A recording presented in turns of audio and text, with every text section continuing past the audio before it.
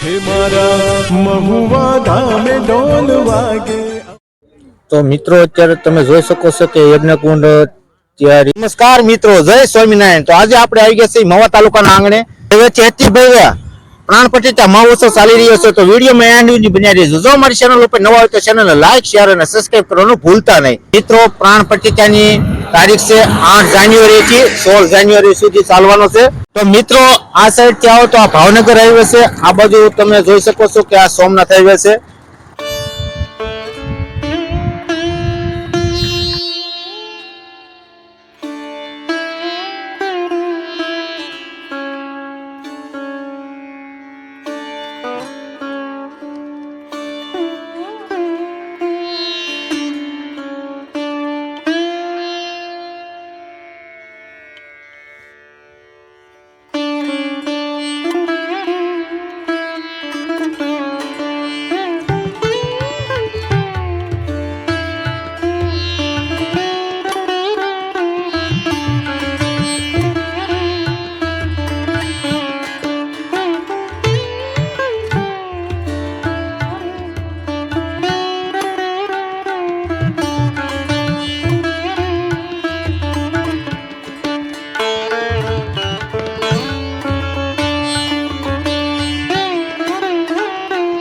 તો મિત્રો, અહીં વિશાળ પ્રતિમા રાખવામાં આવેલી છે, તમે જોઈ શકો છો.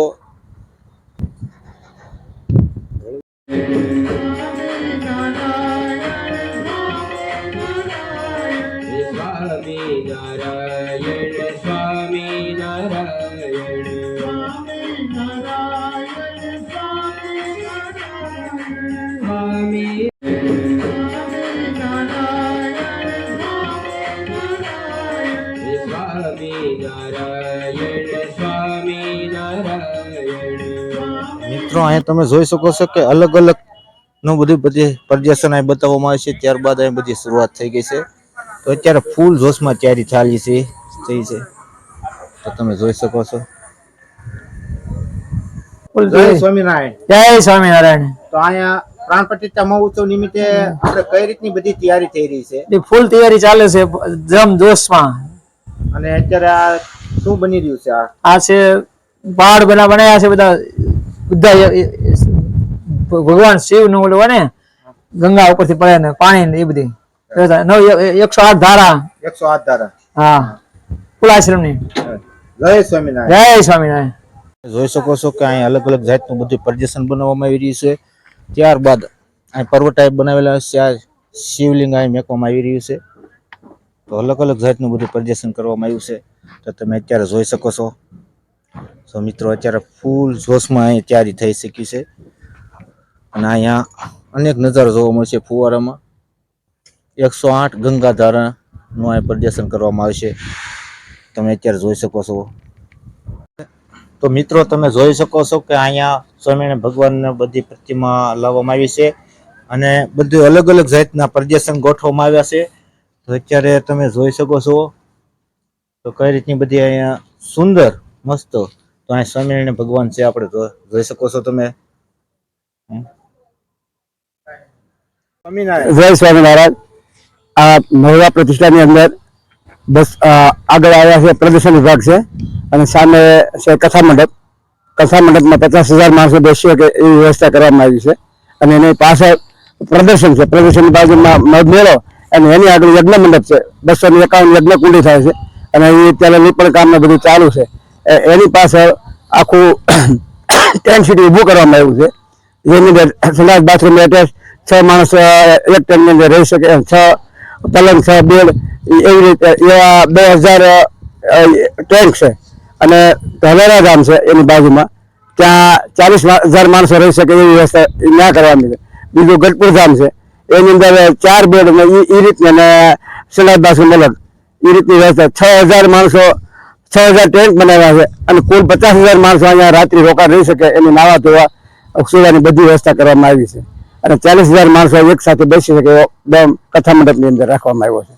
અને કોઈ ભાવિ ભક્તો અહીંયા આવ્યા હોય તો તેની માટે પણ રહેવાની સુવિધા, જમવાની કોઈ પણ આખા 100 કિલોમીટર જે કોઈ પણ અમેરિકા થાય કે રબારિકા થાય દરેક માટે રહેવા જમવા બધી સગવડતા કરવામાં આવી છે. કોઈ બુકિંગ કરાવ્યું વગર ન હોય, એમાં તો હોય ન હોય, દરેકને માટે આ વ્યવસ્થા કરવામાં આવી છે. દરેક કોઈ પણ સમાજનો આવે ને કોઈ પણ માણસ આવે એને રહેવા જમવા બધી વ્યવસ્થા ફ્રીમાં કરવામાં આવી છે. જય સ્વામિનારાયણ. જય સ્વામિનારાયણ ભક્તો, જય સ્વામિનારાયણ. આપણે પ્રાણ પ્રતિષ્ઠા મહોત્સવ ચાલી રહ્યો છે, તો કઈ રીતની બધી વ્યવસ્થા કરવામાં આવી છે? અહીંયા ભક્તો અત્યારે હજારો માણસો કામ કરે છે, હજારો માણસો 650 વીઘામાં આ બધું હાલે છે. બરોબર, કામ નોખા નોખા ભક્તો ગામડા આવી અલગ પાછા. અને એવી સુવિધા કરી છે કે વિદેશથી 4000 માણસો આવવાના છે, એમ વાત આપણે પણ 5 આવે તો અમારે ટેન્શન નથી. એટલા બધા ઉતારા બનાવ્યા છે, VIP ટેન્ટ. એમાં તમારે ઠંડી ન લાગે, પાણીના ગરમ બંબા મૂકેલા છે, પ્રાઇવેટ સંડાસ બાથરૂમ, નળ અંદર આ બધું એવી સુવિધા મૂકી. મોટા સ્ટેપમાં 6 બેડ મૂક્યા છે, નાનું કુટુંબ હોય તો 4 બેડ ના છે ઉતારા, એવી રીતની સુવિધા છે. જનરલ ઉતારા તો કોઈ તાણ જ નથી એમ. અને ગમે એટલા માણસો આવે તો તમારે કોઈ માણસોને કોઈ તકલીફ પડે એવું નથી એમ. બધી સુવિધા એવી ગોઠવી છે. એની વાત કરો, રસોડા કેટલા રસોડા છે, બધા જે ઉતારો હોય ને રસોડો, ઉતારો હોય ને રસોડો, કથા મંડપ ને જનરલ રસોડું, એવી સુવિધા ગોઠવી છે. ભગવાન ને દેથી જેટલા માણસો આવે ને એટલે સમય જાય મોવામાં. આપણે મહુવા એસટી ડેપોથી આવવું હોય આવી ભક્તોને, તો એની કઈ રીતની આ વ્યવસ્થા રાખવામાં આવી છે? એમાં શું છે, મેન હાઈવે આપણે છે ને, મેન હાઈવે ઉપર મંદિર છે. ભાવનગર વાળો જે આપણે સીધો સોમનાથ આવી ભાવનગર સોમનાથ હાઈવે ઉપર એન્ટ્રી મેન છે. કથા સ્થળ મેન જ છે, એટલે વાહનો કોઈ જરૂર જ નહીં પડે. એટલું બધું બાજુમાં છે બધું. કોઈ માણસ અભણ માણસ અટવાય એવું નથી કામ. અભણ માણસ અટવાય ને એવું કામ છે. બધું હાઈવે ને કાંઠે છે. અને સુવિધા બધી બોર્ડ લાગત બોર્ડ મૂકી દીધા છે, નીકળી દેવાના છે. અહીંયા જવાય. કેટલા દિવસ આ કાર્યક્રમ ચાલવાનો? 9 દિવસનો કાર્યક્રમ. 8 થી 16 તારીખે બપોરે પૂર્ણાવતી, બપોરે પછી સમાપ્ત. જય સ્વામિનારાયણ. જય સ્વામિનારાયણ. જય સ્વામિનારાયણ.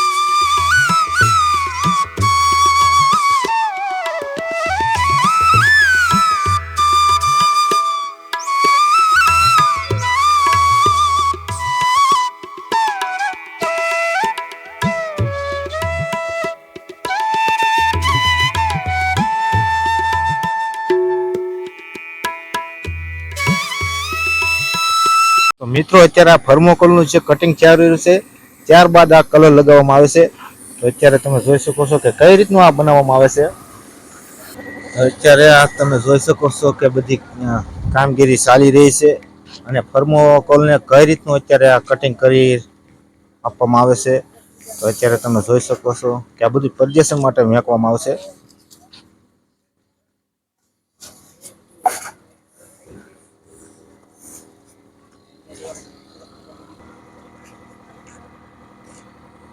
તો આ બધું પ્રદર્શન આપણે થર્મોકોલ અંદરથી બનાવવામાં આવી રહ્યું છે, તે તમે અત્યારે જોઈ શકો છો કે કઈ રીતનું આ બને છે.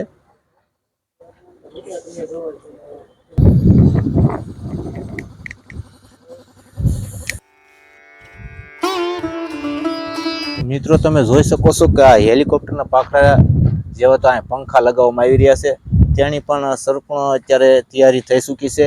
ત્યારબાદ ત્યાં હેલોજન પણ લગાવી દેવામાં આવ્યા છે. તો અત્યારે તમે જોઈ શકો છો કે એની પણ સંપૂર્ણ અત્યારે તૈયારી થઈ ચૂકી છે. ત્યારબાદ ત્યાં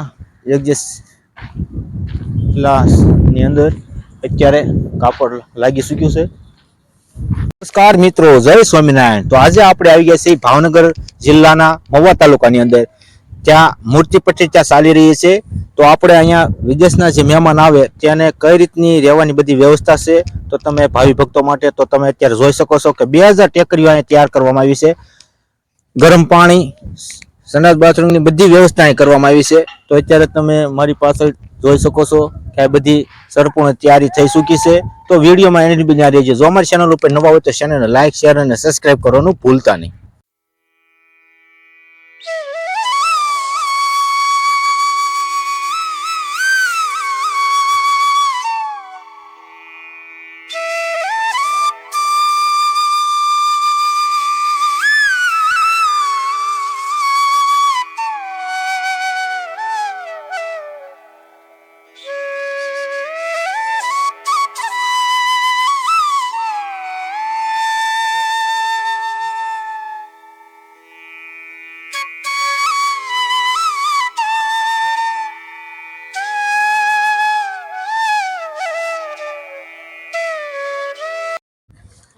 નમસ્કાર મિત્રો, જય સ્વામિનારાયણ. તો આપણે આ બધા દ્રશ્યો જોઈ શકો છો કે અત્યારે 251 યજ્ઞકુંડ તૈયાર કરવામાં આવી રહ્યા છે અને થોડી ઘણી તૈયારી થઈ ચૂકી છે અને થોડી ઘણી બાકી છે. તે પણ અત્યારે પૂર જોશમાં ચાલી રહી છે. તો વિડીયોમાં એને બન્યા રહીજો. જો અમારી ચેનલ ઉપર નવા હોય તો ચેનલને લાઈક, શેર અને સબસ્ક્રાઇબ કરવાનું ભૂલતા નહીં અને વધુમાં વધુ લોકો સુધી આ વિડીયો શેર કરજો તેથી તમને માહિતી મળે. તો મિત્રો અત્યારે તમે જોઈ શકો છો કે યજ્ઞકુંડ તૈયારી થઈ ચૂકી છે.